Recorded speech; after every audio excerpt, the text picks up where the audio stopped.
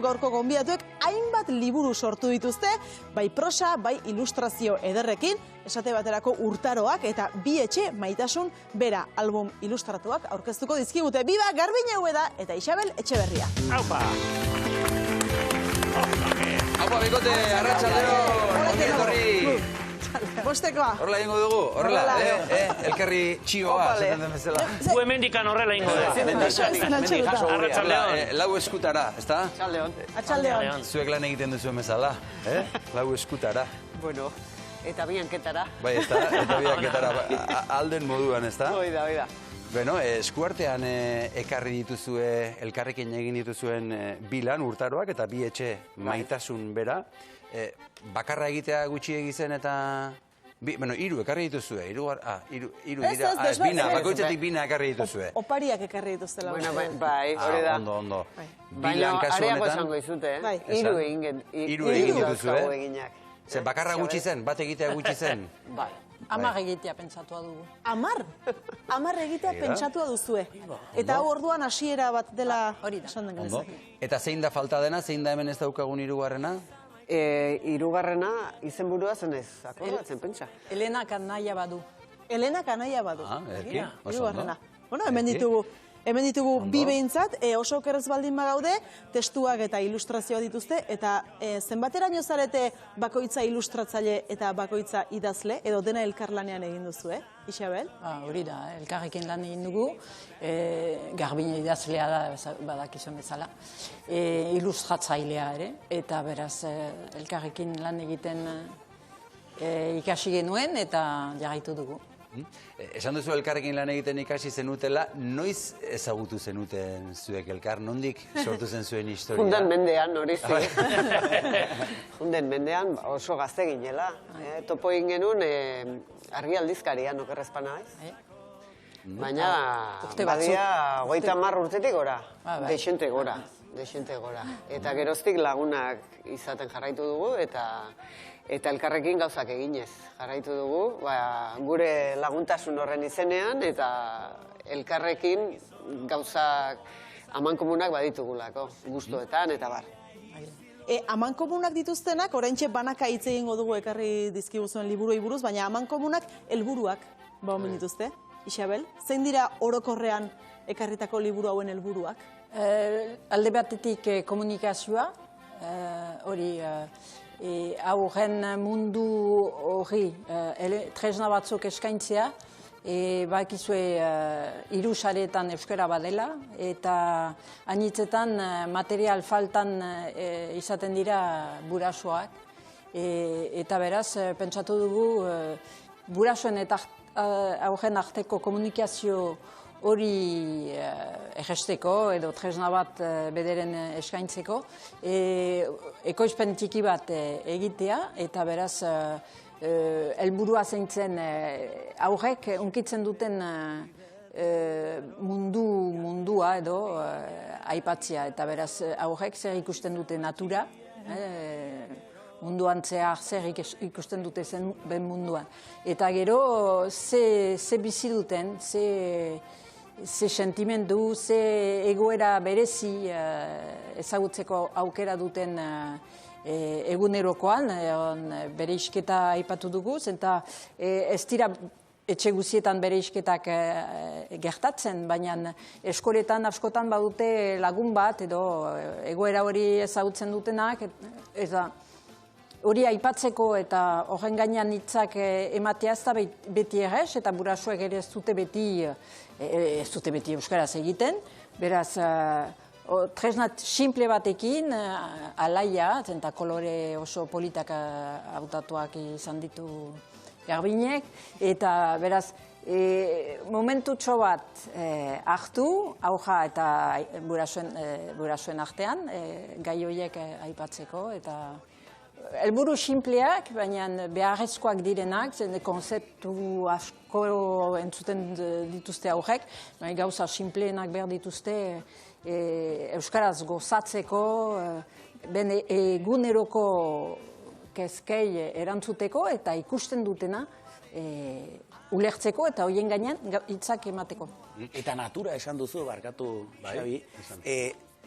natura gaur egun iristen zaigu mundu guzitik, ez? Oso mundu globalean bizi garelako, baina tokiko natura agertzen da, naturaren perspektiba igual universalago bat agertzen da, zein da naturatik topatu dezakegunan, elemento nagusia hor. Hor, egunero ikusten dutena, elurra etortzen delarik, euria delarik, lore bat ikusten dutelarik, gauza sinpleenak, ez mundua hain komplikatua bihurtu den, gauza sinpleenak ere ditugula ikusten. Eta aurrek behar dituzte hitzak, behar dute komunikazioa, komunikazio hurbila, ez beste mundutik heldu den norbaitikin, ez burasuekin, etxekoekin, gozotasun hori behar da. Bai, urtaroak liburua eskuartean hartuta daukagu momentu honetan Garbine, naturari buruz, naturaren aldaketei buruz, bertsoak ere irakurri ditut, hor barruan ez da, bertsoak ere erabili dituzue. Isabelek egin ditu. Ederki. Hori da, helburua ere, ez naiz bertsolari bate. Baina, bertso egitura simple bat hartu dut, antxusen burasuek ezpaitute bertso gintza ezagutzen askotan, eta hor baute urbilpen bat egiteko, urbiltze bat egiteko edo jolasteko, ez da? Edo jolasteko. Eta aurrei sartzen zaie musika txiki bat, eta entzun dut ritmo hori etxean, eta gauza simpleak. Zer, Maialen, abestuko du elkarrekin? Abenduko bertsoa, polita da, begira. Ze doinutan hartu. Nari, laro, hauntza eta akerra biak ederkilo, elur malutak jausten zerutik potolo, zuaitzak dira xurita bazterrak xalo. Denak daude isilik neguan atxilo. Hortxe, abenduaren bertsoa. Hilabete bakoitzak dauka berea, Garbine, nola antolatuta dagoela esango zenuke kasu honetan urtaroak liburua? Bueno, ikusiko zenuten, 24 orri ditula, ipuin horrek, eta binaka doaz, hilabeteka dijoa, eta hilabete bakoitzari lotu diogu, gure ustez hilabeteari bat etorriko litzaioken irudia. Inauteria, udaberriko ostoen aldaketa, gauza xume hori deno dakizkigunak dira, ez dago horre misteriorik. Eta ilustrazioak egitea asko kostatu zaizu, ala erresa izan da? Erresa, maite detelako, nik hori egitea eta aspalditik egiten dudalako. Azkenian bada nire lanetik eta nire egunerokotik ateratzeko modu bat. Eta hor zenbateraino da elkarlana, zuena ilustrazioa testualen esan duzue, elkarri asko entzuten asko hitz egiten diozuela. Zenbateraino sartzen da Isabel zure ilustrazioetan eta zu zenbateraino sartzen zara bere testuetan edo... Ni berian desente gehiago igual, baina bera ere, normala dan bezala. Ipuinak, liburuak, batez ere albunak direnean, ez dihoazte bi bakoitza bere aldetik, testu alde batetik eta irudia bere aldetik, biak ezkondu behar dira, gu geu ezkondu behar garen bezala, ez da? Zeizaten da lehendabiziko, idatzita gero marrazki egin edo alderantziz? Kasu honetan, lehendabizi testuak etorri ziren, baina gero testu horiek ere egokitzen jungea, eta irudi batzuk ere egokitzen jungea.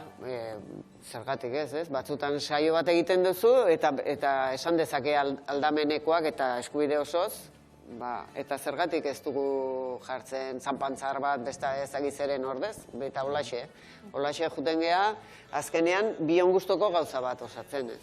Eta debate gutxi.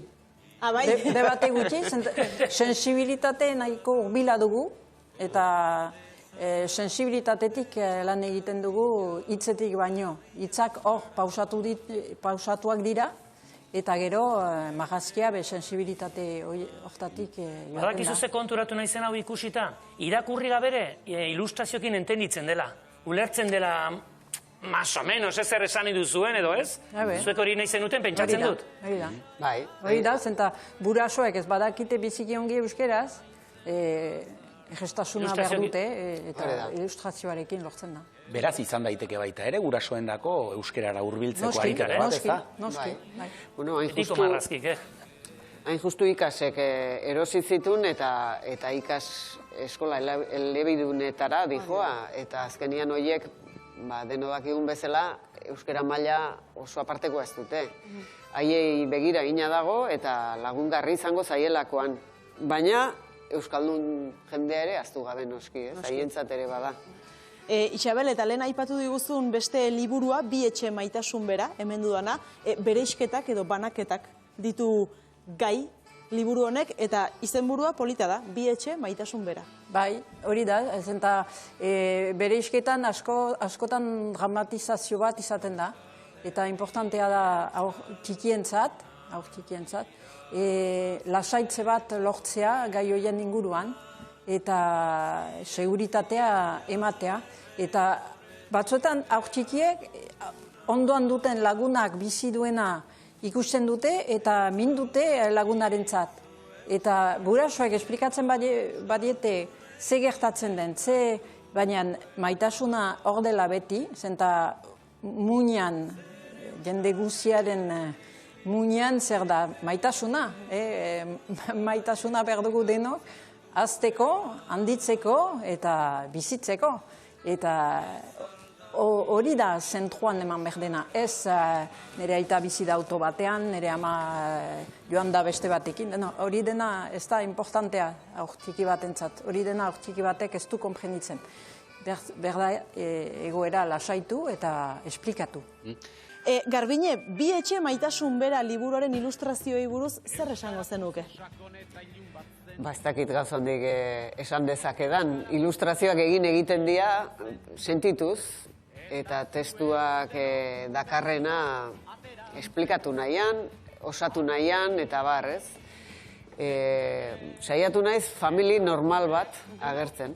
Neskato normal bat, amona, atxona, edozein izan zitekena, ez daukate ezaugarri berezirik nahi badezu. Izan diteke edozeinen amona, edozein neskato.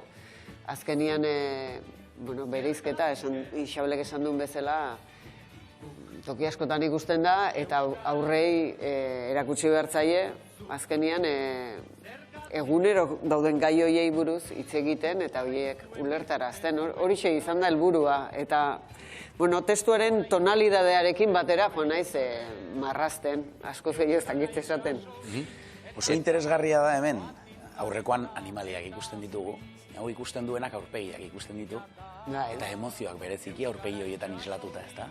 Horri-zorri, nola elkar lotzen direnez, eta oso interesgarria da, prozesu guzti horretan, iaia emozio guztiak daude hemen ordezkatuta. Hain zuzen, batez ere emozio kontu bada, umentzat, Isabelek esan duen bezala, eta emozio horiei irudi bat ematea uste dute garrantzitsua dela, azkenean ispilu bihurtzen delako, eta aur batek senti dezakena hor ispilatuta ikusten baldin badu, lasaitu liteke eta ulertu azkenean Isabelek esan duena, azkenean maitasun kontua dela eta bereizketak ez dezakela maitasun hori ezkutatu, ez da. Liburua tresna simple bat eta helburu handiak betetzeko asmotan argitaratua. Liburu hauen irabaziak okerrez balin bagaude, Isabel, Urruñako Antzerki Eskola laguntzeko dira. Hori da. Ze garrantzia du Urruñako Antzerki Eskolak? Duela 4-5 urte sortu genuen Antzerki Eskola, bakizu Ipar Euskal Herrian antzerkiak garrantzi handia duela. Garai batean, dola 60 urte, herri bakoitzean bazen antzerki talde bat. Eta gaur egun ere antzerki anitz ematen dira Ipar Euskal Herrian. Baina Euskara urrundu denez, jendea ez da gehiago baitez bada plazara ateratzen Euskara zaritzeko, eta antzerkiak eskaintzen du aukera, plaza hartzeko eta hitza hartzeko, ez? Eta beraz, eskola gehienetan euskara bada, baina bakoitzak ez du aukera eskolaren barnean antzerkian aritzeko, eta beraz, gure helburua zen antzerkia aur guzien ganat eramatea. Eta beraz, Jone Josieren laguntzarekin, urruñan lortu dugu eskola guzietan, antzerki saioak sartzia eskoletan. Bada, gure herrian bada, elebiduna pribatua eta publikoa, eta bada ikastola. Eta beraz, antzerki guzietan, eskola guzietan antzerkia sartzen dugu, herriak batzen du erakaslea, baina